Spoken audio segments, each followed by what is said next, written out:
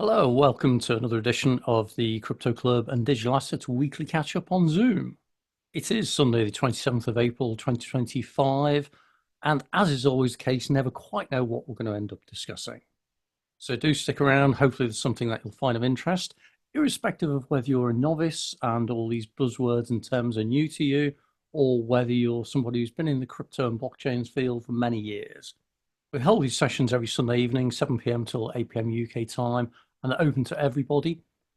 Topics we discuss depend completely upon the audience, but include things around blockchains, crypto, DeFi, NFTs, ICOs, STOs, TGs, lots of other three-letter acronyms, really. Sometimes we talk about regulation, central bank digital currencies, and the intersection of artificial intelligence as well. So hopefully something for everybody. Do hope you enjoy this. Do click on the like, the subscribe. Even better, if you take a look at the link below, you'll see how to join future sessions. So anyway, with that, let's see who's going to join us today. Yeah, hello everyone. Hey, hello, good evening, and welcome back. Good evening. Thank you. So, Gareth, I'm guessing this is the first time you've joined us. I am, yes. I'm a Zoom meeting virgin, yes. Hi. Excellent. Well, welcome aboard. We never quite know where we're going to go with these. Depends entirely on who's joined us. And talking of who's joined us, we've just been joined by the legendary power networker, Mark Jarrett. Mark, hello. Happy New Year to you. I think it's been a while since we last spoke. Oh, thank you, Gary. I always come away from your meetings richer. Not in terms monetary terms, but in knowledge terms. Thank you. Excellent. Well, that's really good and appreciated. Thanks for that, Mark. Gareth, I don't know where you heard about the group or anything like that, or what your interest is for that matter. Well, I'm as CEO of a new, hopefully new, token we're setting up. We've got a new project starting soon. We're about to go into pre-sale at the beginning of next month. Okay. Well, what's the product or service that you're focusing on? We are developing an interface to make AI bot development simpler. I've been a developer for many years and been working with AI for many years, and basically not discovered, but it's pretty obvious that you can't really do anything in terms of bot development unless you are a developer. Mm-hmm. So we're putting together an interface to make bot development simpler and sort of basically drag and drop and code free. Okay. And whereabouts are you based? I'm based in the UK, but the software development teams are based in Sri Lanka and in Estonia. Okay.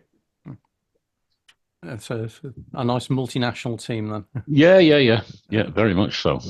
And how far along the journey are you? Have you got like an MVP or anything? Not far away from the MVP. The back end is very a long way along the track development wise. We've got a high level design, low level design in place, and it's the GUI that is the key to it, obviously, because the GUI is what we're developing. The back end is pretty much done, but it's the GUI that is being developed at the moment. That's the tricky bit. So I guess the interesting thing straight away, probably for people watching as well, I hear all the time about kind of like the intersection between AI and crypto and blockchain and that. Yeah. But what's the token aspect of this? Why are you using a token on it? Well, the token is what's going to drive the ecosystem, what you're going to pay for the system with. And if you develop bots, we're going to have a marketplace, so you can develop a bot and sell it in the marketplace. There's obviously staking involved as well. And the token is just what makes the system run. Okay. Sorry, go on. I was going to simply ask which platform you're going to be running the token on. Solana. Solana, okay. Yeah, from speed as well as as much as anything else, and cost, obviously. Okay. I've just stuck the website ccwnn.ai. The coin with no name. Okay, that explains what I was about to ask next. Yeah. Excellent. That website that's there at the moment is a POC. The new one hopefully will be live tomorrow or the day after. Okay, that's good. Well, when you want to, at some point, we're actually doing these sessions a gone in 180 seconds session. All right. So think of it as an extended elevator pitch. Okay. Where you get the opportunity to talk about product, service, or whatever, but without the aid of slides or demonstration or anything.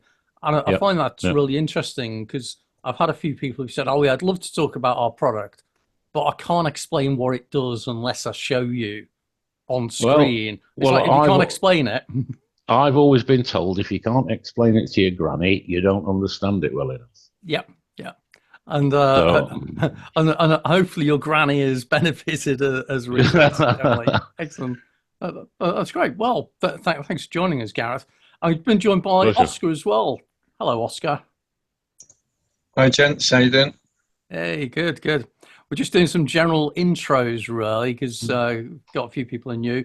Oscar, I don't think you've been on any of these calls before either. Yes, I've been on a few. I never turn my camera on, Gary, so you never recognise me. That's the secret. And you probably change your profile name every week, so I never actually know it's you. I do it to test you. Excellent. Well, I'll fail miserably. Okay. Well, nice to re-meet you again. Anyway, sorry, Gareth was just saying launching a token project around AI bot development, kind of no code, low code type thing.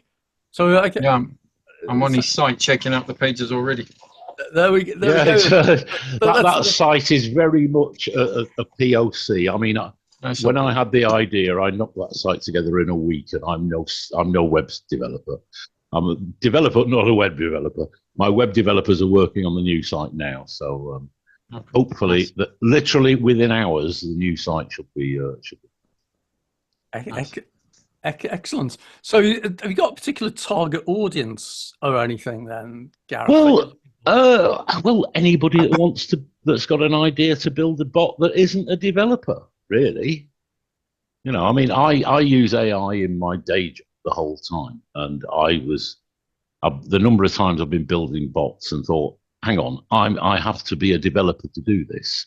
There must be an easier way, because there's lots of people you talk to who, oh, how do you do that? And they can't do it without being a developer, and it's just it's a barrier to people using AI in their lives. So it's a utility project. It's not so much a crypto pitch as a software pitch, and the crypto is just not incidental, but the crypto is used to make the platform run. Okay, it's what crypto was developed for. To make stuff available and usable for real people in the real world. So okay, and that's why I was kind of asking the question, really, of what's the crypto aspect of it, of why you've got the token and everything. Well, at least if people want to check it out, I pulled it up so we could show it on screen. And you can see you got a white list and a roadmap and everything as well. Yeah, there's the white papers up there. The tokenomics are in there. Very good. How long have you been working on that then? Probably about 6 months now. Okay. So that's quite a long time in software world these days. Yeah, but there's a lot of background being done. Mm-hmm. Excellent. Well, look forward to learning more about that when it's right. And you're saying that you got like a more comprehensive site that you're developing as well. Is that right? Yeah. The new site is literally I'm hoping when I speak to my developer, it's being uploaded as we speak. Ah, okay. So all I've got to do is change the DNS and point it at the new site. So. Excellent. So that means you should be in a situation then that next week we can take a look at the new site. Yes. Well, yes. I hate this, but yes, hope so. You know what developers are like. Well, that's why you replace them with AI, isn't it? Yeah, almost. Not quite yet. Okay. Well, look forward to learning more about that anyway. So that's good. I just noticed Oscar put up really interesting. Was that your background, Venture Hub Cadets? Oscar, is that something you want to talk about? Go on, Dan. Yes, so Venture Hub Cadets is years of culmination of works we did. As you remember, Gary, we had the DLT hub in Canary Wharf. Mhm. We blew all our crypto gains, creating the most fun place to hang out. And then bear market a year later, obviously put an end to that fun. So we've walked away with all our learnings. We're like, right, what's going on? How do we brief people up? There's way too many people out of the loop, and too many people have run off into the digital frontier and put their stakes down, but nobody knows how to get there. Let's create the path. So we brought in all our learnings and created Venture Hub Cadets, which is going to use a training matrix with incentives and reward and recognition systems in there with AI assistants to guide people. So we're trying to guide people from the Web 2 world to the Web 3. But as we've started doing that, and I wonder how many of you will agree, talks have already started about Web 4 and Web 5, and majority of the guys that are even further ahead are now calling it post-Web future rather than Web 4 and Web 5. So it's, again, nobody has a safe port of call to go to where they can start building up their meta CV on their journey and find a reliable network. And that's where we're trying to build our foundation. Okay. So are you focusing on building the community or on building solution type things? Or is it about, interacting with VCs and that kind of thing? No, there's no play on the get rich or get heavy funding aspect. It's more about building the tools and opening it up to every social enterprise, every community, clubs, networks, you name it. Give them all the tools, bring them into an aggregator base, provide them with all the basics, and then from there show them who the ecosystem partners are that provide these services and so on, and guide them from there. So it's, if we may, as my business partner keeps saying, have we just become a citizens advice bureau? And I was like, no, we haven't, but why not? If we can do good deed, why not? But it's certainly it's the kind of thing of this is where, again, that as Gareth was saying about developing capabilities where you're using AI to help you do development, then sometimes you get the same on the crypto and the blockchain side, where you need people who just need help in the community or need to understand how different things work in there. So it sounds like are you making a play in like the education space at all in terms of educating the communities? Yeah, so this June, we're about to go heavy with the marketing very shortly. Well, as of Monday afternoon, we've got a 1-week conference alone at Greenwich University with international conference, all academics coming in, discussing emerging technology and sustainable innovation. And they've given me the remainder of the buildings and facilities to bring in industry to do showcase an event there. I've already spoken to majority of the community leaders. And yeah, we're going to put on an event there. But right now, academia and industry is a very interesting demographic to work in, because you've got businesses who wish to benefit from the academic knowledge, and you've got academic knowledge that wishes to, pass on or knowledge transfer to the local businesses, and they're missing that framework. So we've done a spin-off from all the work we've been doing with them for 2 years now, and received knowledge transfer grants in UKRI and stuff. But yeah, academia is very interesting. Okay, and it's interesting you mentioned about the latest buzz phrases of going beyond Web 3 to Web 4, Web 5. What's the difference? What does the end user see with Web 4 or Web 5? Yeah, I mean, minefield, right? And as we move in, I mean, look, my concern is as we move to agentic AI and we're no longer having genuine human-to-human interaction, because everything's automated and doing it for you. Like my agentic AI will come on here with my best profile picture that's now active, and he'll talk to you, right? Whereas I'm not, and then he'll send me a notification later saying, hey, I went on Gary's show on your behalf. This was said, I said this in return. Let me know if you agree for future shows. Like, that's my concern. Apart from that, what will the end user see? How many service providers are going to pop out? How many subscriptions am I going to need to have per month to be relative or to be able to connect to the networks I wish to belong to? These are the things that keep me up at night. But have you got anything where if people said to you, well, what's the difference between Web 3 and Web 4? Is what I'm okay with. Oh, okay. Sorry.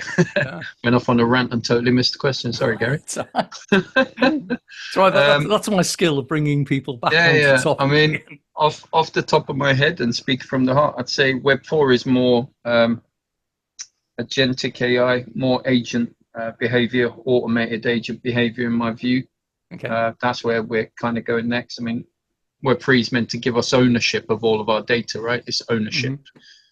And now what do we do with that ownership? So the next step is, how do we use everything we own to go and work on our behalf? How do we put our data to work? So I think it's the automation aspect for me. It's more agent behavior. Yep. And I've certainly found AI is the same as blockchain. That basically it goes through hype cycles of new terms you need to know about. So, as you were saying about DLT, so distributed ledger technology and cryptocurrencies and all this kind of thing, we went through hypes on that. I'm seeing the same with AI, where we certainly had generative AI was a hype, and now we've got agentic AI, which is really interesting. Because agentic AI to me sounds like it could actually make a real difference at last. That for those who don't know what agentic AI is, it's the idea that you've got these little agents that act on your behalf and go off and do things for you and can make decisions for you, which, my background's around business intelligence and analytics. So that used to be about looking at data, looking at predictions, coming up with forecasts, and doing what I describe as predictive analytics. This is what's going to happen next and that. But agentic AI helps on that journey where it goes on from being predictive, so saying what's going to happen, to proscriptive, which is telling you what to do about it, and then actually doing it. And I think that's going to be a real change, and people may not realize that yet. So I don't know. Mark, you're a leading edge advocate of various things. Have you got any AI agents out there working for you yet across your networks? Yes, I've just shared it in the chat here. I don't know. Have you met Bordy yet? No, I've heard about this. This is where you've got the AI interaction on via your phone or whatever, where it asks you questions and gets to know you. Yeah, it's an AI superconnector, and it raised $8 million pre-seed without any human beings. The AI actually raised the money itself. And then a developer from Silicon Valley reached out to me, and he thinks that technology is a bit yesterday. And he consults for the likes of Walmart, and he's created this thing called Yigo, which I've just shared. And you can engage with my Yigo by hitting on the microphone button when you open it up on your smartphone. At the moment, I've got a female voice, but soon I'll have my own voice. And then he's going to throw quite a lot of money into advertising this. So if you want your own Yigo, Gary, at no charge, let me know, because you're a bit of a super connector yourself, aren't you? I'm the old-fashioned variety. I like to talk to people and have meetings and that. But definitely there's an opportunity for this kind of thing. So yeah, maybe I could pick up on that. I've just pulled up your Yigo profile now for people to see. Yeah. I like how nice and simple it is, actually. It's not see the microphone icon in the bottom where you would normally, down here, yeah. You could just talk to it. Okay. Yeah. I'll give that a go separately. I'll check that out. So how useful have you found that so far as helping with your networking? Well, it's early days. It hasn't officially been launched yet, but I can see a scenario this year where my Yigo is networking with your Yigo and putting appointments into my diary while I'm enjoying yet another lavish lunch with you in Marlow. Some things don't change, hey? Excellent. Yeah. Well, I mean, I'm not getting any younger, and I haven't made any pension arrangements. So I want this technology to be my pension, if that makes sense. Yeah. That sounds good. Well, I'll certainly go and check out Yugo separately on that. And, I totally get the pension one. Yeah. Yeah. That's why there's so many grey-haired people in technology. Absolutely, mate. Well, that's why you get grey hair being in this business for long. Gareth, got a little tip for you. Yes, your LinkedIn URL has got 5A859891. Yeah, I know. Yeah. I need to sort Just that make it your name. I know. I need to sort it out. Yeah. 2-minute job. Yeah, I know.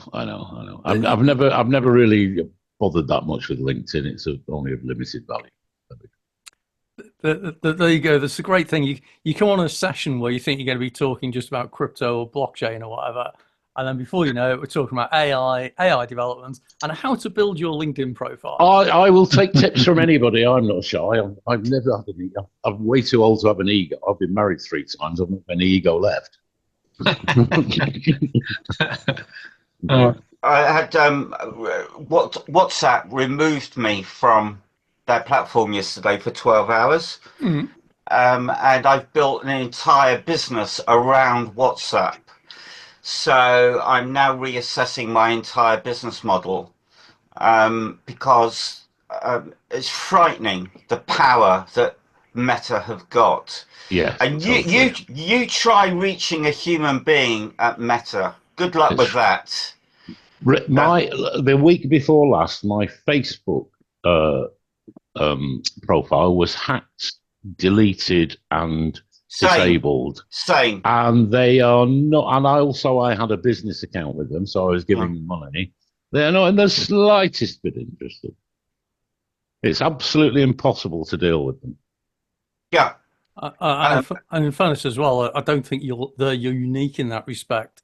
No, true. I've heard similar conversations with some of the others. Sorry, unfortunately, they are the biggest. Unfortunately, so. Yeah. But yeah, Mark, I feel your pain because I've seen how you developed your WhatsApp network, and I'm sure it's the same with people who've done things on Telegram and experienced things and various other networks as well. I just noticed we've got someone else who's joined us who I don't know his name because it says iPhone. So come on, iPhone, come and tell us who you are. And you're going to have to come off mute as well. Oh, still on mute? This is so 2021 to say to people you're on mute. There we go. There we go. Yeah. No, I've just noticed they've updated the software again. They got me. Bastards. Good afternoon, Mr. Abel. Yes, indeed. I'm not quite sure my name's not showing up. Usually doesn't when I sign on. So apologies for that one. Didn't want to be anonymous. I know Mark already. Great to see you, Anthony. Anthony's a thought leader when it comes to tokenization of real estate, aren't you, Anthony? Yes, yes, indeed. I have to freely admit to it, and Gary knows this too. I'm actually going to disagree. I don't believe I don't think he's a thought leader in it at all. I think he's a thought practitioner. Because, there we go. Because he doesn't just think about it; he actually does it. Exactly. Well, okay. I feel better already. There we go. So no harm with pandering to people's egos a little bit, but in your case, Anthony, definitely well deserved. And I guess with the stuff that you're doing with TPX, which I'm sure you'll give us an update on at the moment. Well, it's always very much appreciated. Yeah. So go for it, Anthony, because we've got Oscar and Gareth who may not know you. Tell us Gareth, nice to meet you. Oscar, I don't see Oscar, but I'm assuming Oscar's there somewhere. We've sat next to each other at dinner at James's event. Oh, okay, yeah. We have met. Got it. Okay, there's no picture, so I'm not sure. All right, good. So quick one. The quick update is we're closing out on a first close of a Series A. We've done quite well out of Silicon Valley, which has worked out well for us. The classic sort of thing, invented here, exploited elsewhere. But it is part of our model to deploy across the United States, so it kind of makes sense. We ended up with a very good relationship with some key practitioners of technology, I guess is the best way. I have to anonymously leave it for the moment. And that certainly has helped us. Very high profile firm that we're working with and through in Silicon Valley. So that helps us. We also integrated a little bit of because we have a systems approach. We're a bit unusual. It's not just that we worked out a better way with the government to tokenize real estate and keeping it a legally binding jurisprudential sovereign asset all the way through the process, which others have failed to do. But we also then ended up on that systems approach and deploying some military grade DARPA funded military technology, which allows us to do an end-to-end systems approach, which means that we can take title all the way through to point of sale, used as money, and all the way back again to title. So that's a world first. And I hope in a few weeks' time, once we officially close the funding round, we'll announce the number of world firsts that we built inside the chain technologies. That should put Britain back on the map for being a world first for global technology. Fantastic. Does this mean you're now in a position to hire me, Anthony? I'm working on it. You know I've been poor. Gary knows I've been poor for ages. So we've been working on it. We do go feast and famine. Well, not even no feast, basically famine all the way through. So this is passion over reality for the better part of 7 years to get this launched. We've only just finding now that people are understanding what we've been telling them for 7 years. So it's the classic entrepreneur's journey of anticipating where all the technologies end up, building for that point in time, to only find out that you lost your audience along the way, somewhere along the way, and you have to wait until they wake up at the end of the journey to say, here's one we built for you earlier, which seems to be what all this is about when it comes to building good tech. Well, you just described self-employment, haven't you? Famine or feast. No, I thought it was famine or more famine, actually. Yeah, no. You always think you're just about there. We've had so many. I mean, the UK is. I'm going to be a bit brutal here. UK is quite poor at the moment. It doesn't help that the Labour government has taken power and so made it even more poor. So the end result is harsh but fair. Yeah. And so therefore the money's not really moving. And if there is any money moving, the government seems to be wanting to snaffle it all up by selling people bonds with incredible discount rates and capital gains tax-free elements to it. So the end result is whatever the good stuff is out there, the government seems to want to keep it for itself, which makes it very hard for us tech entrepreneurs trying to build out global tech out of the UK.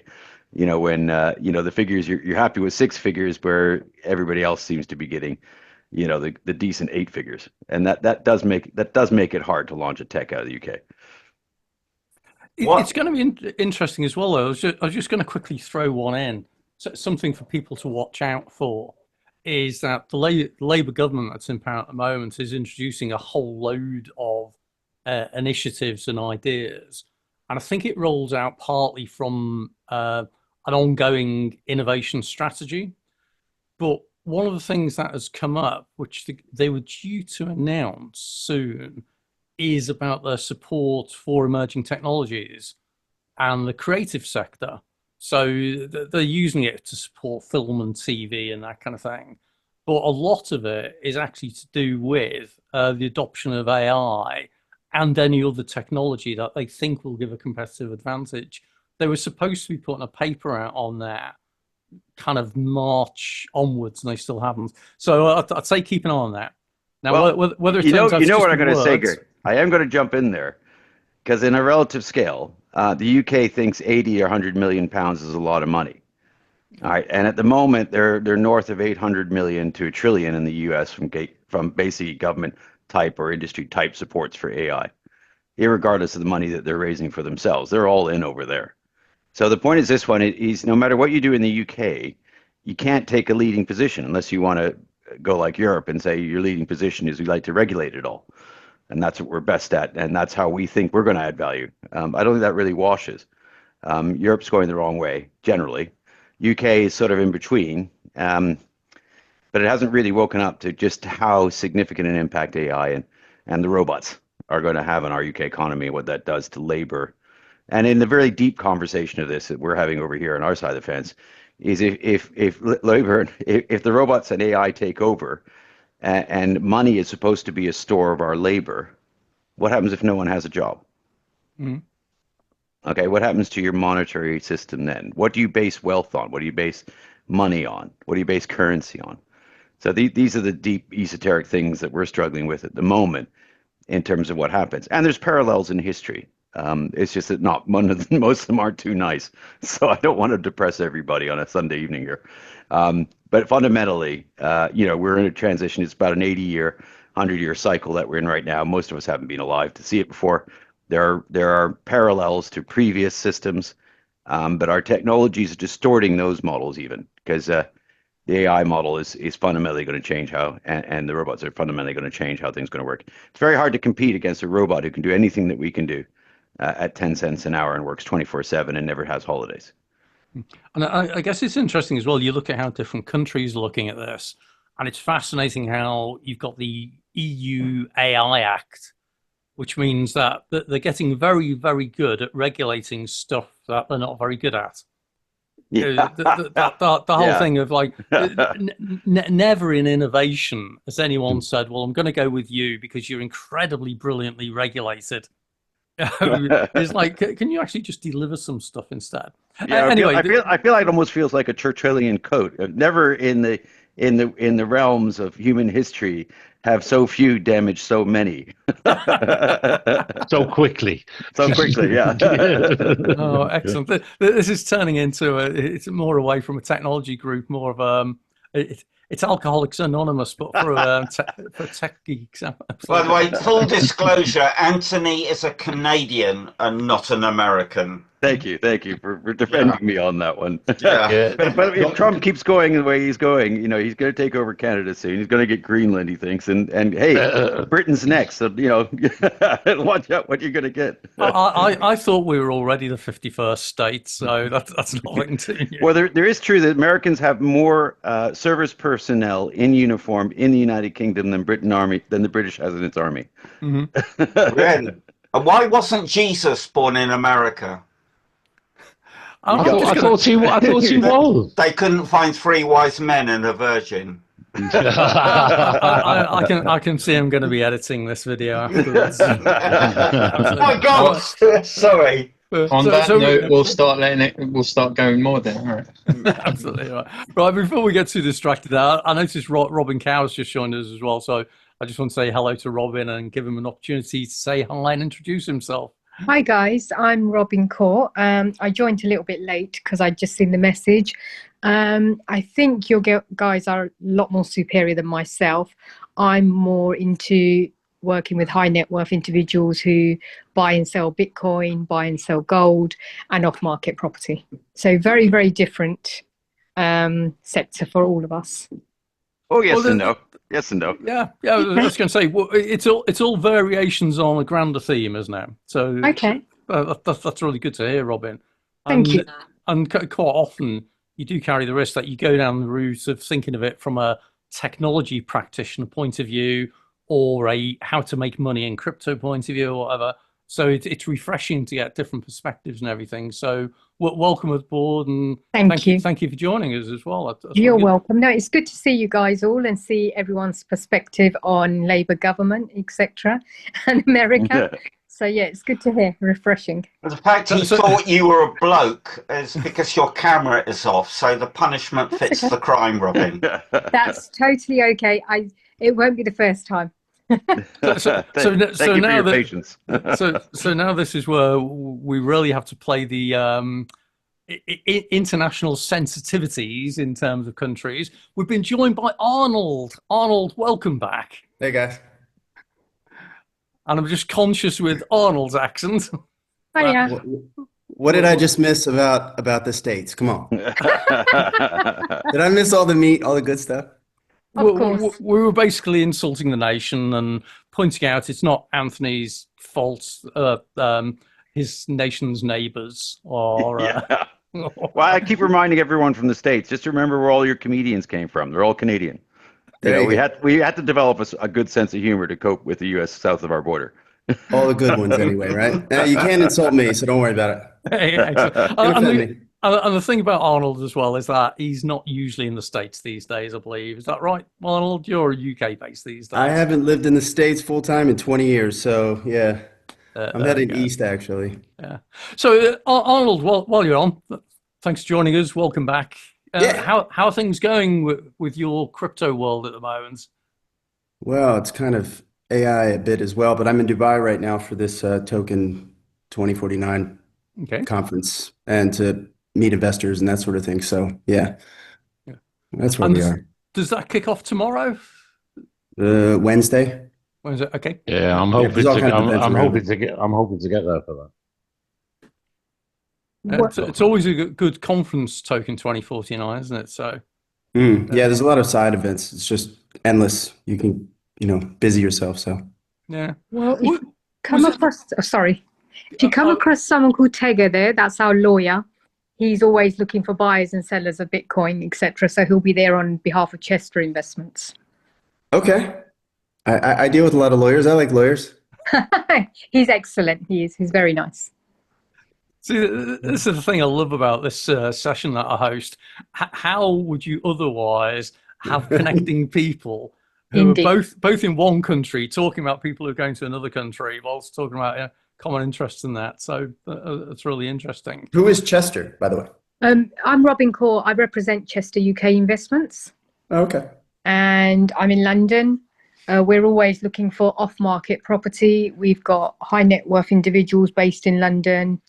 It's not only just off-market properties. Some clients like prestige property. We have others who want yield-driven properties and blocks, etc.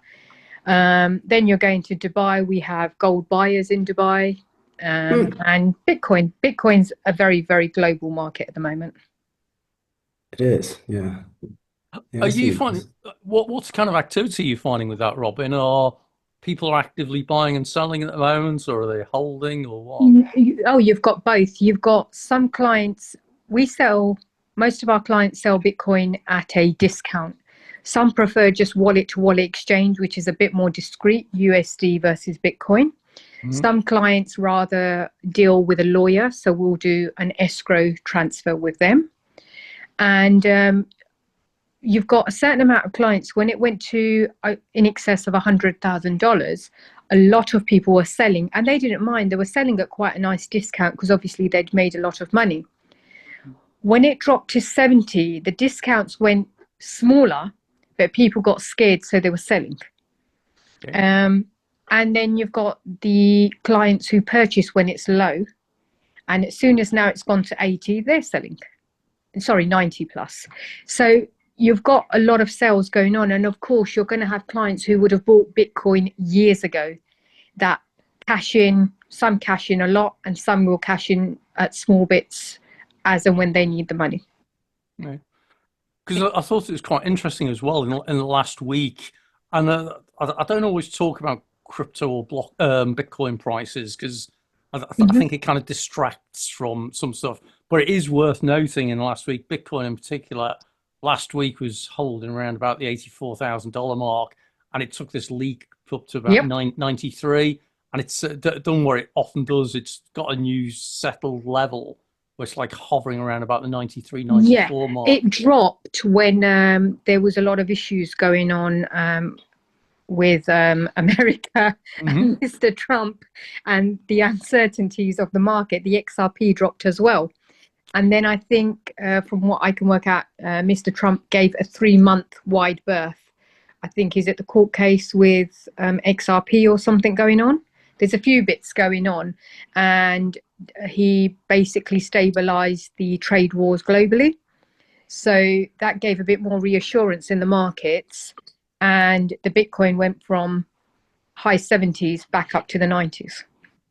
Okay. And we reckon in about 3 months' time, if the markets get a bit more unstable, the Bitcoin may drop again, and the XRP in hand. Okay. Did you hear about that poor guy that had all his Bitcoin in his little wallet thing, and it was taken to landfill courtesy of his girlfriend? How stressful must that be, knowing that you're a multi-millionaire, but you haven't got access to the... That's quite an old one now, isn't it? And I've been working in the past with startup looking to produce different types of recovery for crypto wallets, because the other thing that a lot of people don't think about, it's not just about protecting your crypto and not losing it. It's, as we all get older, what do you do about things like inheritance planning? and how do you actually pass on your crypto to your successors? Because if you think it's bad enough that people have got like millions of dollars or whatever in Bitcoin, how do they actually make sure that in their estate it gets carried on? And some people used to do it. They'd either stick a ledger wallet or whatever in a bank vault with details of how to access it.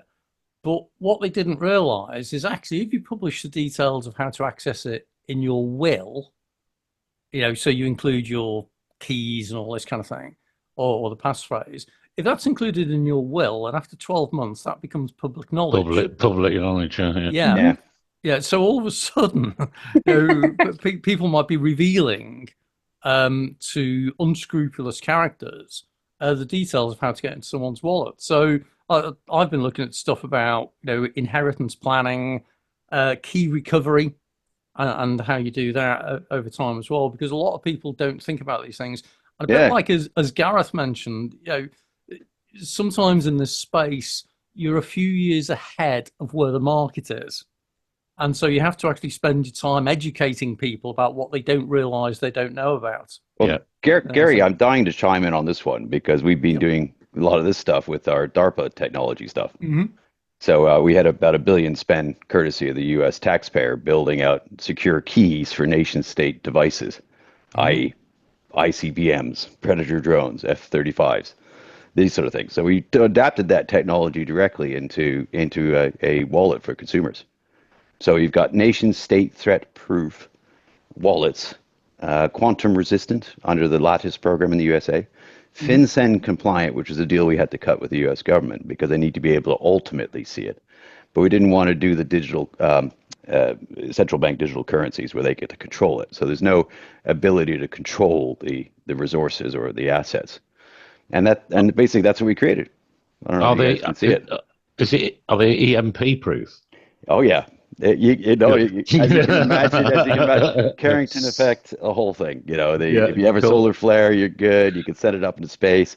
The lovely story I love is if you had a nuclear blast within 2.2 kilometers, it would survive. So if the cockroaches had the equipment to use it in the future, I was going to say, if you did, you wouldn't care anyway. Have you heard of the Carrington event? Yeah. So when you have that, that's a solar flare. There is going to be another one at some stage, and I guess we're all toast then, aren't we?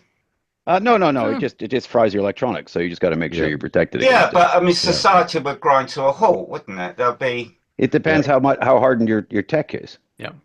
So if you think about it, you can protect yourself quite well. But you have to anticipate it. So we're about to do a big one. A lot of the big data, most of the big data centers are big. Yeah, most of it. And you probably a lot for those who don't know what Carrington event is. It's the whole idea that you get a solar flare, which generates an electronic pulse, which is so strong that it frazzles electronics and electrical equipment. So you think, that doesn't affect me greatly, but it actually does, because it means the power lines can crash. So you may not have power. Your mobile phones and the mobile phone networks could get frazzled and everything. And so this is where you'll hear terms like EMP protected, so electromagnetic pulse, which is the whole idea of hardening equipment to make it resilient to either a nuclear blast, which generates electronic pulse, or something man-made. So Carrington events, I think, did it happen in 1859 or something? Yeah. But they've had small ones. The electrical grid in Quebec was blown about 20 years ago or so. When they had an EMP event. So solar flares are good. The big thing is when the magnetosphere shifts, when that iron core slug that sits in the middle of the planet shifts, and your North Pole goes to South Pole, because you tend to have a period where the solar flares get through, and that's a problem. I was going to say, because it ceases to provide that kind of like barrier of protection, doesn't it, for a while? Yeah. Which is where they come through, which is not great. Who'd have thought you'd end up talking about solar flares? I've got a question. On Earth, we have weather forecasts, right? So we know roughly what the weather's going to be like in 2 or 3 days' time. Is there such a thing as a solar There is. Christ. There is. How much notice would we get before that actually hit us? About 8 minutes, I think, isn't it? No, Yes. it's longer than that. No, they tend to know when the solar. They know when the big solar flares are coming about 3 days beforehand because they can spot the surface of the sun starting to distort. Yeah. And so to directly answer Mark's point as well, this is where NOAA, so that's the North American like weather type facility, but also NASA, the military take a great deal of interest in this as well, because obviously a major solar event could quite colossally affect countries now. But yeah, usually 2-3 days. I follow there's a website in the UK, Aurora Watch. Oh, cool. Which, for those who want to see the Northern Lights without having to go to Scandinavia or the Arctic or whatever. Well, the Northern Lights quite often are a phenomena of like a solar activity in some way. And Aurora Watch watches for things like sunspots, solar flares, and that kind of thing. And they track the activation of one. And obviously, the solar flare takes longer. It's slower than light. So it means you can see it quite quickly. And I can't remember how long light takes to reach from the sun to the earth. That might be 8 minutes or something. Yeah, it's about 8 minutes. minutes. Whereas the actual electromagnetic pulse takes a few days. So there's definitely stuff on that, Mark. So it's 3 days, is it? Up to. Up to 3 days. That's when we book a plane and go to New Zealand, right? You don't want to be on a plane. You don't want to be a plane when it happens. Oh, right. Okay. All right, then. That's when you don't book a plane to go. My bad. It's bad enough having your router struck by lightning, never mind all this. Yep. So definitely something to be interested in and be concerned about. But yeah, I mean, coming back to the whole crypto thing, it does come back that if something of that magnitude happened, and it's nice to know that Anthony's got something that is event-proof in that way, in all probability, it's going to have a bigger impact on society than just crypto or whatever. So, yeah, definitely one to watch out for and one to be aware of. So, thank you for introducing a new level of worry. Well, it might even the playing field with the AI and the robots for a while. It'd be quite nice. So what else is going on then, folks? We've got about 10 minutes left. Anyone got any news or info they'd like to share with the wider audience? I'll open it up. I love this. The great way you can get an audience on these sessions to be quiet is just ask them to speak. Well, hey, Gary, that's usually not a problem with me. I've got some news. So virtualinternationalpub.com. It's my new pub. It's online. I had to put an end date in. So the end date is the 31st of December 2099. So it's open for the next 75 years. And we all live such scheduled lives. And I thought it would be nice to have a place where you can just go to network when you're in the mood. But the thing is, if you go there right now, there's probably no one there. So I want to get to a stage where there's at least 2 or 3 people in there at any given time, and then I will promote it. It's a bit of a chicken and the egg situation. I've tried it out. It's been good quality. Yeah, stick a link in the chat. Yeah. But it is worrying now, Mark, that you're saying that this is going to end on the 31st December 2099. If you think about historically, when archaeologists have dug things out and they've said, oh, well, this calendar ends on this date. Why is that? People are now going to be looking at VIP and saying, oh, what's going to go on? It's a fair time until last orders, that'll be fair. Excellent. So Mark's going to share a link in the chat, and I can reshare that as well. So I've been in there a few times. It's been good. I mean, it's a bit like the pub. It's a bit haphazard who you meet up with, but you usually have a good chat with somebody. Yeah. Excellent. Okay, so what else is going on in the last 10 minutes then? Whether it's crypto, blockchain, AI, anything that's happening? I'm certainly over at the Digital Commonwealth tomorrow. They're running their summit in London at Mansion House. So yours truly. Mr. Bowater. Yep, he's stirring it up again. Yeah, I was out for I was out for lunch with him the week before last. Oh, good. In town. Yeah. Yeah, so we've got. I'm happy to admit that TPX is up for top technology company in the United Kingdom, top innovation company. That's my company, TPX Property Excellent. Exchanges. So we're in the running for 5, I think, nominated. Now, I'm happy to say I had nothing to do with the nomination. So it was nice to be nominated by somebody. I don't know who I'm thinking, but somebody out there. Well Excellent. done. That's good. Oh, wish you every success with those nominations, and let's hope you get the votes and come through on that as well. Excellent. Well, now that somebody else nominated me, I feel I'm going to have to be buying all the drinks for the judges during the evening, and we'll see what happens. Don't you only do that if you win? No, I thought I'd beat the rush. Fair enough. Yeah, anyway. Well, excellent. So when is that? Is that Monday? Yeah, so Monday, tomorrow. So that's a summit all day, and then in the evening they've got the award ceremony. It's a mansion house, isn't it? That's it, Mansion House. Yeah. Unfortunately, I missed that. I am actually in the city tomorrow, but can't make it over for that. And Arnold's going to miss out because he's at Token 2049 in lovely Dubai. Yeah, but we got see, we have to come here to talk about pole shifts, and I thought I was the only space nut. It's surprising. I mean, you only have to look at Mark's background to realize that we're into lots more things. Okay, cool. Okay, I don't know if there's been any news that's worthy of discussion in the crypto sphere the last week. I think it was mentioned earlier on. Robin was calling it out, in fact, about the crypto market responding and reacting to Trump's pronouncements, or whatever. Well, I don't know. Has anyone else seen any other news that's worthy of discussing in any way? Or is everyone just hunkering down now? No, a lot of conversation I'd love to have. We're looking at some of the long-term, long cycle, macro cycle sort of stuff right now. So on those terms, we do see a fundamental shift away from the fiat-based, debt-based economy and increasing take-ups in a much broader base than we've seen before. Maybe, Robin, you've got comment on this one.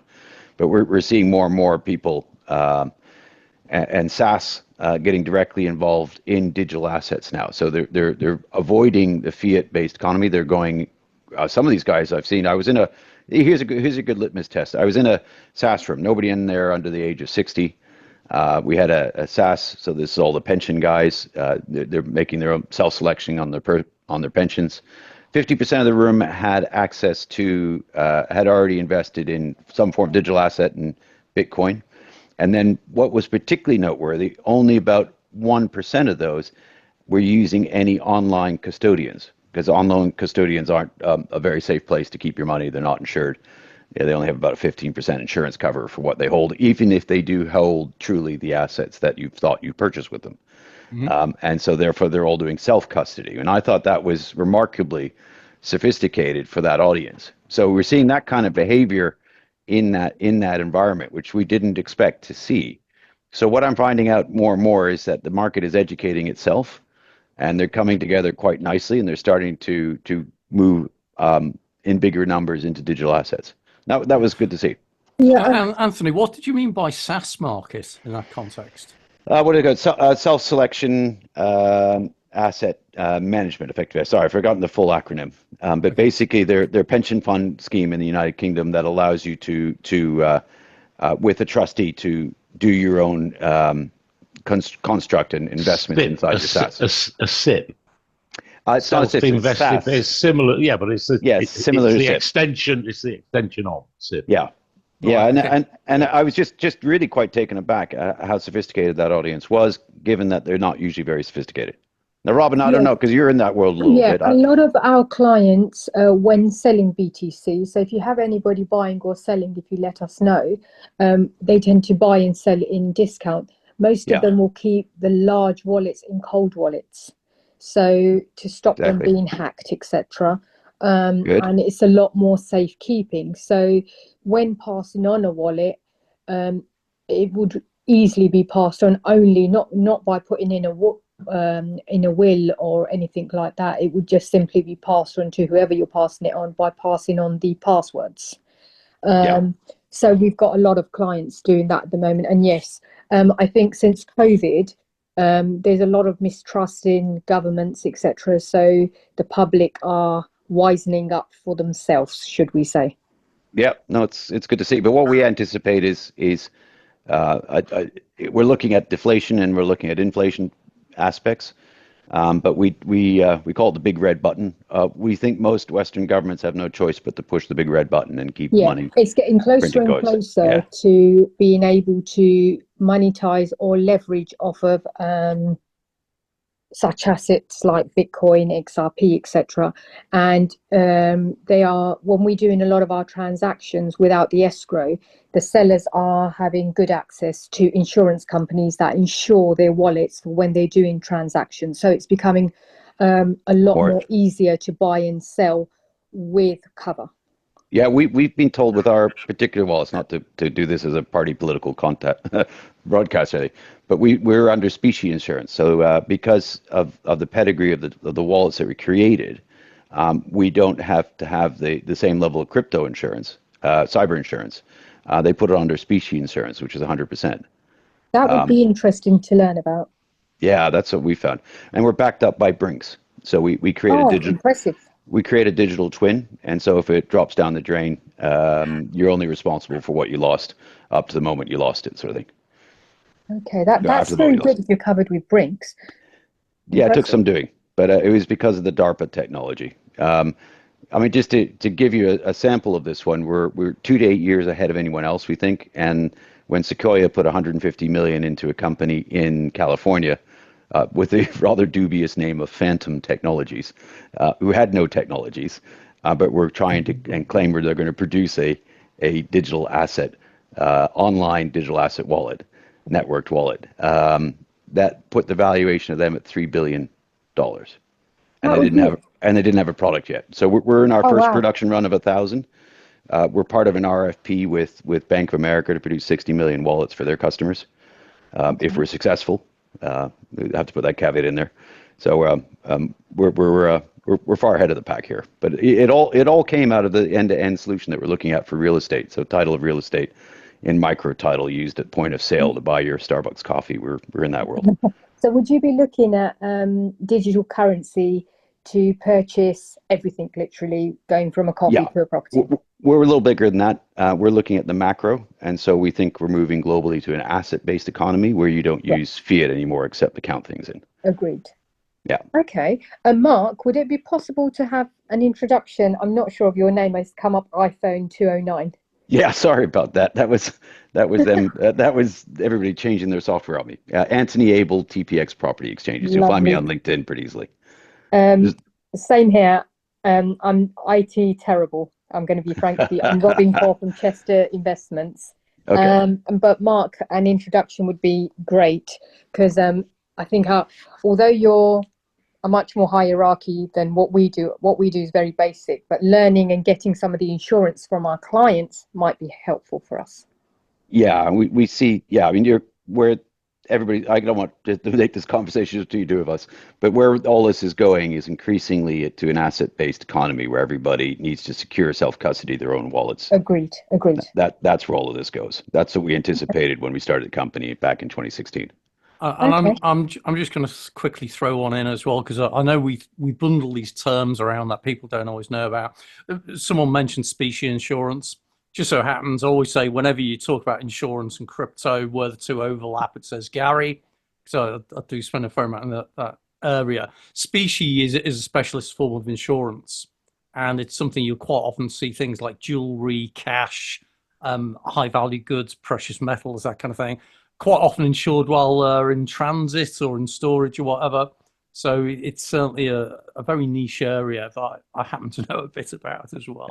I will bow down to Gary's expertise in this area. He knows far more than I ever will. I've forgotten far more than I can remember about it as well. Well, it's still more than I know, so there we go. There we go. Right, folks. I'm going to suggest we close off at this point. We're approaching the on the hour, and I like to cut these off on the hour. But it sounds like it's really interestingly different there. I don't think there's many sessions where you can join a Zoom call and end up starting off innocently talking about Bitcoin prices or whatever, and talk about astronomy, solar flares, the collapse through electromagnetic pulses, totally changing the economy to, as Anthony was describing, a different true asset-based economy, and an awful lot in between. So I'm going to close it up there. Say thank you very much for joining us. Really interesting conversation. The time flew by. Hope everyone enjoyed it as much as I did. Do come and join us again, and see you next week, hopefully. Bye for now. Yep. Thank you very much. Always a pleasure, To meet Gary. you all. Cheerio. Thank you. Bye. Take Cheers. care, All right, guys. bye-bye.